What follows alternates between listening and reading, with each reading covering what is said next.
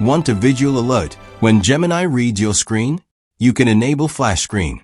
Here's how. First, open the Gemini app on your Samsung Galaxy S26 Ultra. Tap your profile picture in the top right corner. Scroll down and tap Settings.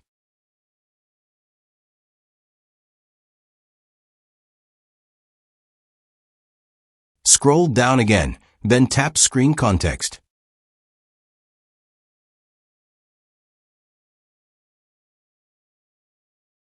At the bottom, you'll find Flash Screen. This feature flashes the edges of the screen to let you know when Gemini accesses text from your screen. If the toggle is off, it will appear gray. Turn it on to enable it. Now, whenever Gemini reads on-screen content, you'll see a visual flash on the edges. This is helpful so you know when the assistant is accessing your screen. If you don't want this visual indicator, you can turn it off anytime.